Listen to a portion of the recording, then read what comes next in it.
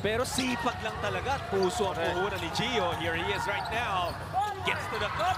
Masyado malakas. This time, ang makakapulot si Javillonar.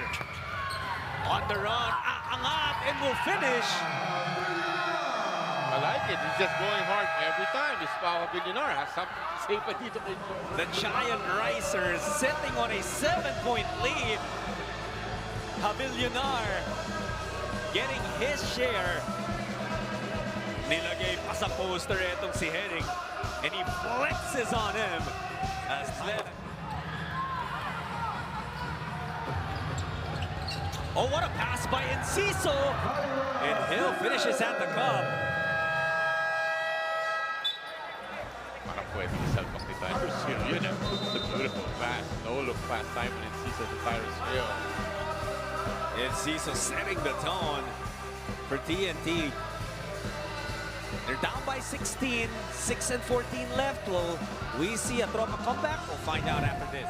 Pero tama yung ginagawa nila eh. Gang rebounding, di ba? Wala mo nang lilikaw dahil lamang sa size talaga itong Titan. May mga troubles si Franny. And that started as a block. Mula kay Monzon, nabawian niya si Bugoy. Nakuha niya yung screen ni Galinato. Eventually, a foul called on him. Ito yung sapat, ang linis. Nung huli ni Monzon, tapos siya na rin tumapo sa kabila. Galing defensive player talaga, di ba? Steals, we got a block. Joshua Monzon.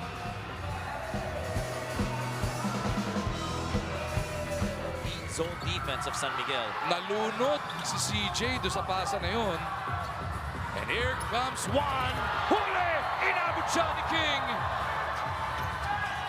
Marshall to the cup. Gets the basket. Mika Solomon foul. Gotta love that pace. Alam mo, usually, yung Yan ang gawin nating Silyado defense of the game. Brought to us by Pioneer El Associate. Silyado ang bubong anumang panahon.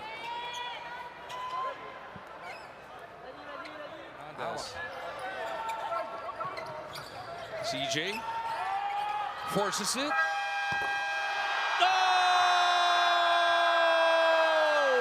CJ off the glass. It is that kind of night para kay Perez. You gotta love the energy of the San Miguel Beermen right now. Nalaglag na rin ang panga sa pagpasok ng tira ni CJ. What a shot. That was contested by Alex Stockton, but CJ Perez just went there and got that shot. And look at this move. Kaya mo ba yan, Magumarzon?